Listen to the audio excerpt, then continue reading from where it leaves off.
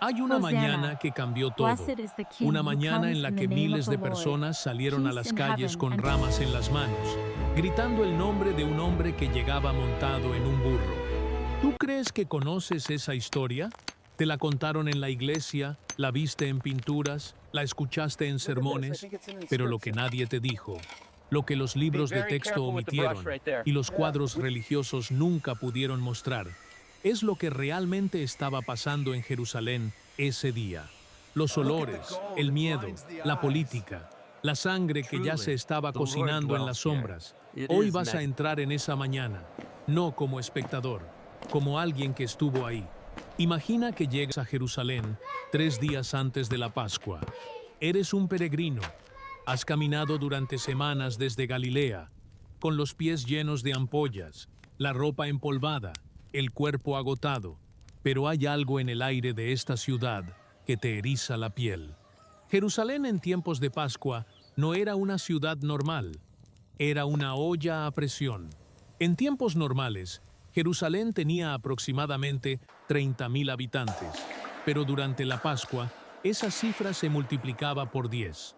Historiadores como el investigador del mundo antiguo, Jonathan Reed, estiman que hasta 300.000 peregrinos llegaban a la ciudad durante las festividades pascuales. 300.000 personas en una ciudad amurallada, con calles estrechas de piedra caliza, sin alcantarillado adecuado, sin agua corriente, sin orden público moderno.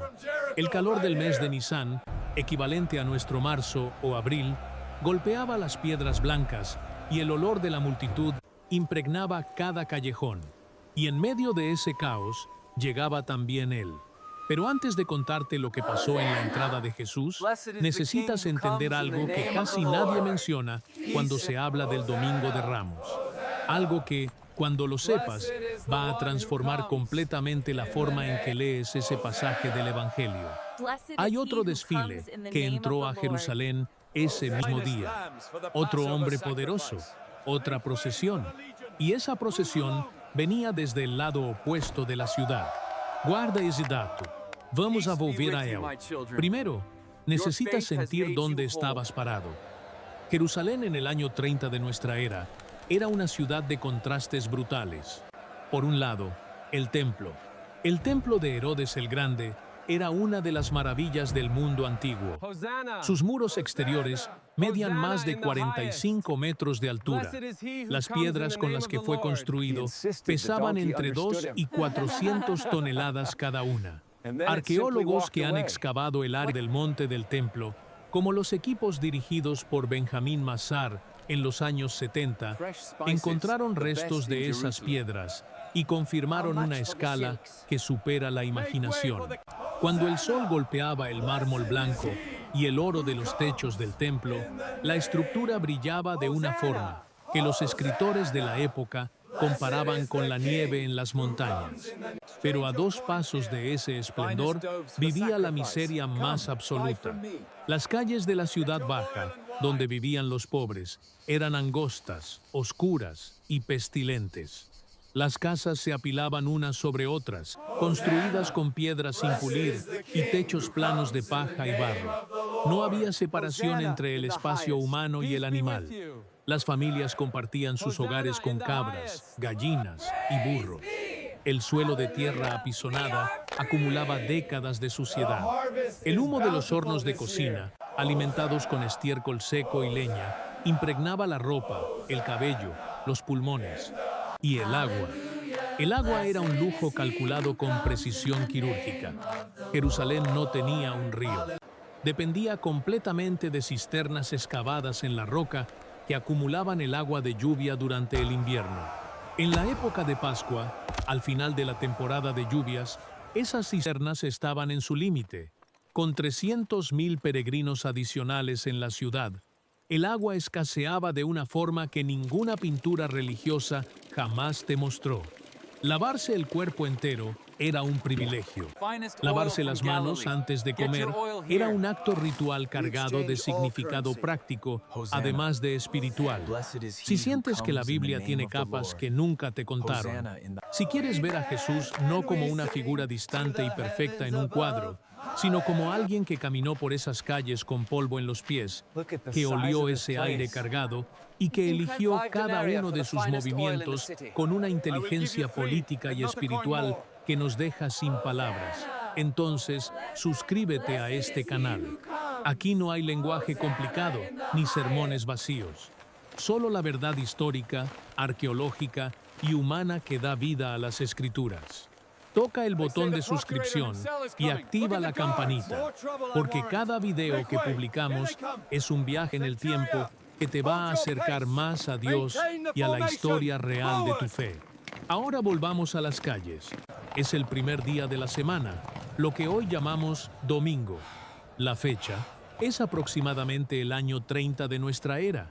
El sol ya lleva horas sobre Jerusalén y el calor es seco, polvoroso, casi metálico. Jesús está en Betfagé, una pequeña aldea en la ladera oriental del Monte de los Olivos, a menos de 2 kilómetros de la Puerta Dorada de Jerusalén. Sus discípulos acaban de traerle un pollino, un burro joven que nunca había sido montado. Y aquí comienza la primera capa de significado que nadie te explicó en la escuela dominical. Montar un burro en el año 30 no era humillante, era un símbolo cargadísimo. El libro de Zacarías, escrito más de 500 años antes, decía con precisión asombrosa: Alégrate mucho, hija de Sión. Da voces de júbilo, hija de Jerusalén. He aquí que tu rey vendrá a ti, justo y salvador, humilde y montado sobre un asno, sobre un pollino hijo de asna. Zacarías 9:9. Los judíos del siglo I conocían ese texto de memoria. Cuando veían a un hombre llegar montado en un burro desde el Monte de los Olivos, en dirección a Jerusalén, en época de Pascua, sus mentes no pensaban en humildad, pensaban en rey mesiánico, pensaban en la promesa de liberación. Pero hay más. Los reyes del Antiguo Testamento montaban caballos cuando iban a la guerra, cuando iban en misión de paz, cuando llegaban como gobernantes legítimos en tiempo de Shalom, montaban burros. El rey Salomón fue ungido montando la mula del rey David en señal de sucesión legítima. Jesús no eligió un burro por casualidad. Eligió un burro con una precisión simbólica que cada judío alfabetizado en la Torá entendía perfectamente. La multitud lo entendió, por eso gritaba, por eso tendía sus mantos en el camino. Extender tu manto ante alguien era el gesto que los judíos hacían ante un rey, tal como lo describe el segundo libro de Reyes, cuando el pueblo extendió sus mantos ante Jehú al ungirlo como rey de Israel. Y las ramas de palma, los lulav, no eran decoración festiva.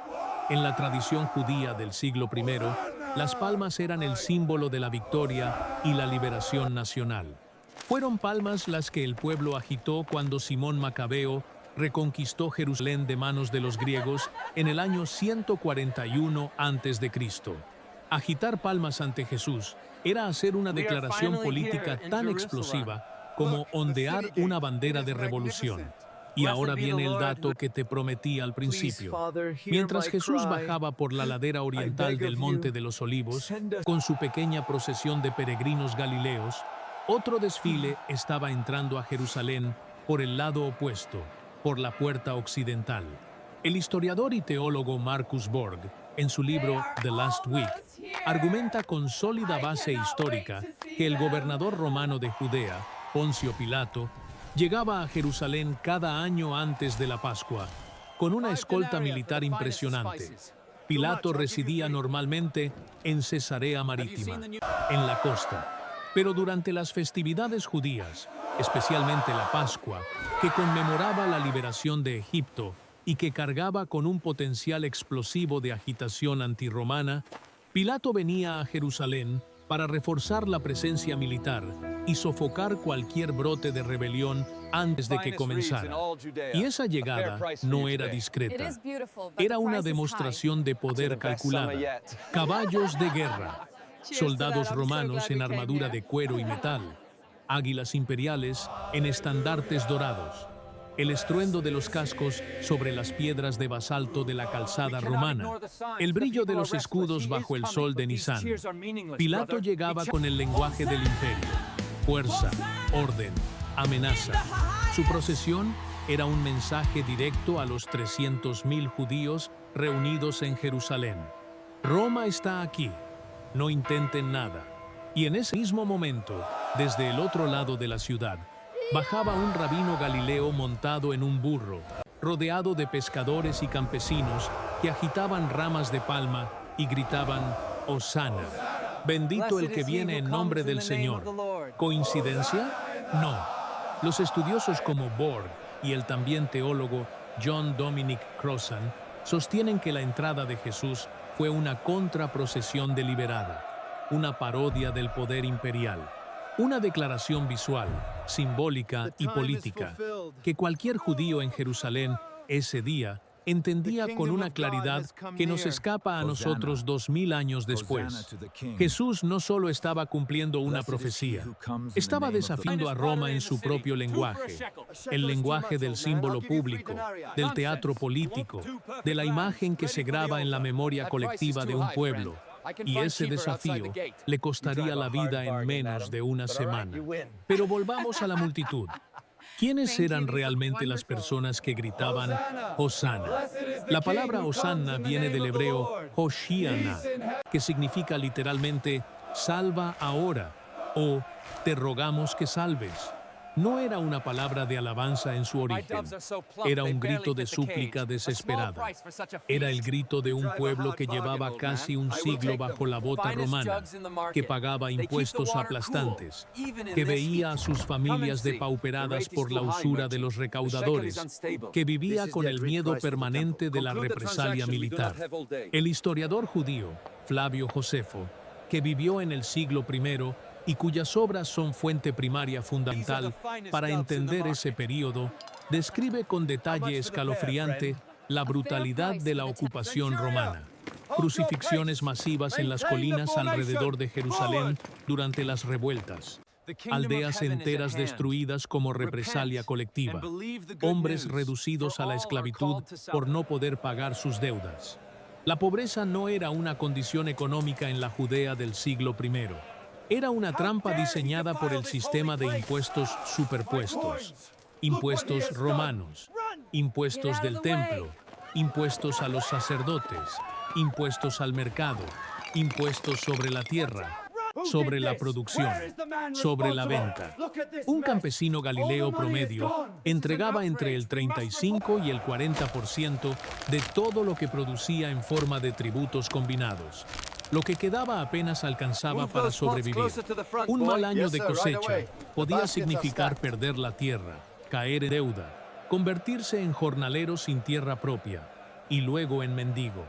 El sistema romano, administrado localmente por las élites sacerdotales en colaboración con Roma, trituraba a la gente común de una forma sistemática y calculada. Cuando esa gente gritaba Hosana, cuando tendía sus mantos ante Jesús y agitaba sus palmas, no estaba simplemente celebrando una entrada religiosa, estaba depositando en ese hombre la esperanza acumulada de generaciones, el peso de todo su sufrimiento, el deseo de que alguien finalmente los salvara. Y Jesús lo sabía. Por eso lloró. El Evangelio de Lucas, en el capítulo 19, versículo 41, describe un momento que los otros evangelistas omiten. Cuando Jesús llega al punto desde donde se ve toda Jerusalén desplegada ante él, se detiene y llora. El texto griego usa la palabra ea kappa lambda alfa upsilon sigma epsilon nu, eklausen, que describe un llanto profundo, un sollozo. Jesús mira la ciudad, mira a la gente que lo aclama, mira el templo brillando en la distancia y llora, y dice: si también tú conocieses, a lo menos en este tu día, lo que es para tu paz. Mas ahora está encubierto de tus ojos. ¿Por qué llora? Porque sabe lo que la gente que lo aclama no sabe todavía, que en el año 70 de nuestra era, 40 años después de ese momento, el general romano Tito va a rodear Jerusalén. va a demoler el templo piedra por piedra, va a crucificar a los refugiados que intenten huir, va a reducir la ciudad a escombros. Flavio Josefo estima que murieron más de 1 millón de personas en ese asedio. Jesús llora porque ve el futuro de esa ciudad amada y de ese pueblo amado con una claridad insoportable. Ahora necesitas entrar al templo con él, porque lo que pasó después de la entrada no fue una visita de cortesía. El templo de Jerusalén, en el siglo I, no era solo un lugar de oración, era el centro económico, político y social del mundo judío, y el atrio de los gentiles. El espacio exterior del complejo del templo era un mercado activo y ruidoso. Allí los cambistas convertían las monedas romanas en shekels del templo, la única moneda aceptada para el pago del impuesto anual que todo judío adulto debía pagar. La tasa de cambio era manipulada. Los pobres perdían en cada transacción. Allí también se vendían las palomas y los tórtolas que la gente compraba para sus ofrendas. Las familias que llegaban de lejos de la Galilea, de Egipto, de Babilonia, no podían traer sus animales de sacrificio en el viaje. Tenían que comprarlos en el templo, y el precio era, según múltiples fuentes de la época, escandalosamente inflado. Una familia pobre, que venía a cumplir con su obligación religiosa, salía del templo con menos de lo que podía permitirse perder. El templo, que debía ser la casa del Dios de los pobres, había sido convertido en una máquina de extracción económica administrada por la aristocracia sacerdotal saducea en colaboración con Roma. Cuando Jesús volcó las mesas de los cambistas, cuando soltó las palomas, cuando empujó los asientos de los vendedores, no estaba teniendo un arrebato de temperamento. Estaba haciendo una declaración profética deliberada, cargada de referencias al libro de Jeremías, capítulo 7, donde el profeta reprende al pueblo diciendo que ha convertido la casa de Dios en cueva de ladrones. La frase que Jesús usa, reproducida en los 4 evangelios, es una cita directa de ese pasaje. Cada sacerdote que lo escuchó entendió exactamente la acusación, y esa acusación, pronunciada en voz alta, en el corazón del templo, durante la Pascua, con 300,000 testigos, fue la sentencia de muerte de Jesús, porque los sumos sacerdotes y los escribas, según el Evangelio de Marcos capítulo 11, versículo 18, buscaban cómo matarle desde ese momento. Hay algo más en el Domingo de Ramos que casi nunca se menciona: la dimensión cósmica del calendario. La Pascua judía, el Pesach, conmemoraba el éxodo de Egipto, la liberación de la esclavitud. El Cordero Pascual era sacrificado el día 14 del mes de Nisán y el día 10 de Nisán, exactamente 4 días antes del sacrificio. Cada familia debía separar su cordero, llevarlo a casa, examinarlo, para asegurarse de que era sin mancha y sin defecto. El día en que Jesús entra a Jerusalén es, según la cronología de los evangelios y los cálculos de la mayoría de los eruditos bíblicos, el día 10 de Nisán, el día en que se aparta el cordero para ser inspeccionado. Y durante los 4 días siguientes, desde su entrada hasta su arresto, Jesús pasa sus días en el templo siendo interrogado, puesto a prueba, examinado por fariseos, saduceos, herodianos y escribas, cada uno intentando encontrar una falla, una trampa, una mancha en su enseñanza, exactamente como la Torá mandaba examinar al Cordero Pascual. El Evangelio de Juan lo dice de forma explícita desde el principio, cuando Juan el Bautista señala a Jesús y dice: «He aquí el Cordero de Dios que quita el pecado del mundo». Juan 1:29. Pero es en la semana de Pascua donde esa imagen encuentra su cumplimiento litúrgico preciso. Jesús no muere en Pascua por casualidad histórica. Muere en Pascua porque toda la arquitectura del tiempo judío, todo el calendario sagrado, todos los ritos y símbolos acumulados a lo largo de siglos estaban apuntando hacia ese momento. El Domingo de Ramos no es el inicio de una historia de traición y muerte, es el inicio del examen del Cordero. Pensemos por un momento en lo que todo esto significaba para los discípulos. Estos hombres, en su mayoría galileos, pescadores y artesanos, habían seguido a Jesús durante 3 años. Habían visto milagros, habían escuchado enseñanzas que nadie antes había dicho de esa forma y ahora estaban en Jerusalén, en la ciudad más peligrosa del mundo para alguien que desafiara al establishment religioso y político. Pedro llevaba una espada. Lo sabemos porque días después la usó. Algunos de los discípulos esperaban todavía que Jesús declarara un reino político, que se levantara como el Mesías guerrero de las expectativas populares, el nuevo David que expulsaría a los romanos. La entrada triunfal, el templo purificado, la multitud enardecida, todo parecía el preludio de una revolución. No lo era. Y esa brecha entre lo que los discípulos esperaban y lo que Jesús vino a hacer es una de las tensiones más humanas y desgarradoras de toda la narrativa evangélica. Ellos querían un general. Él llegó en un burro. Ellos querían una espada. Él traía un mensaje.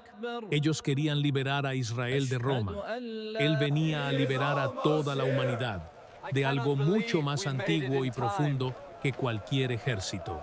Hay un detalle arqueológico que merece tu atención. El camino que Jesús tomó desde el Monte de los Olivos hasta la Puerta Dorada de Jerusalén ha sido excavado parcialmente por arqueólogos israelíes en el siglo XX. Las piedras de esa calzada, algunas de las cuales datan del período del Segundo Templo, es decir, exactamente del tiempo de Jesús, han sido encontradas bajo capas de escombros y construcciones posteriores. Caminar sobre esas piedras hoy, en el Parque Arqueológico de Jerusalén, produce una sensación difícil de describir. Son las mismas piedras sobre las que pisaron los pies de la gente que extendió sus mantos ante él. El Monte de los Olivos, desde donde comenzó la procesión, era también el lugar donde se presagiaba la llegada del Mesías, según la tradición judía. El libro de Zacarías, capítulo 14, describe al Señor parado sobre el Monte de los Olivos en el día del juicio. Era el lugar donde los rabinos decían que los muertos resucitarían primero cuando llegara el tiempo mesiánico. La elección del Monte de los Olivos como punto de partida de la procesión no era geográfica, era teológica. Era otra capa de significado que los judíos del siglo I reconocerían de inmediato. Y hay más. La palabra Hosana, que gritaban Hoshiana, aparece específicamente en el Salmo 118. El gran salmo de liberación que se cantaba durante el Jalel, la liturgia de alabanza de la Pascua. El Salmo 118 era tan central en la celebración pascual que cada judío lo sabía de memoria. La gente no estaba improvisando sus gritos. Estaba cantando el Salmo de la Pascua ante alguien que llegaba en el momento preciso, desde el lugar preciso, montando el animal preciso que Zacarías había descrito. Todo encajaba, todo hablaba al mismo tiempo, y los sumos sacerdotes lo entendían perfectamente. Por eso el peligro era real e inmediato. ¿Qué significa todo esto para nosotros hoy? El Domingo de Ramos no es solo una bonita procesión con palmas para abrir la Semana Santa. Es una declaración radical. Es el momento en que un hombre de pueblo, sin ejército, sin riqueza, sin poder político, se planta en el centro del mundo conocido y dice, con cada símbolo a su disposición, que el poder del amor es más real que el poder de las armas, que el reino de Dios no se parece en nada a los reinos humanos y que el camino a la verdadera liberación pasa por un burro, no por un caballo de guerra. Es también el momento en que Jesús acepta plenamente lo que viene. Él sabe que al entrar a Jerusalén de esa forma, al purificar el templo de esa forma, al confrontar abiertamente a las autoridades religiosas y políticas de esa forma, está activando el mecanismo de su propia muerte. Y lo hace de todas formas, no por fatalismo, no por resignación, sino porque cree, con una convicción que desafía toda lógica humana, que lo que viene después de la muerte es más poderoso que la muerte misma.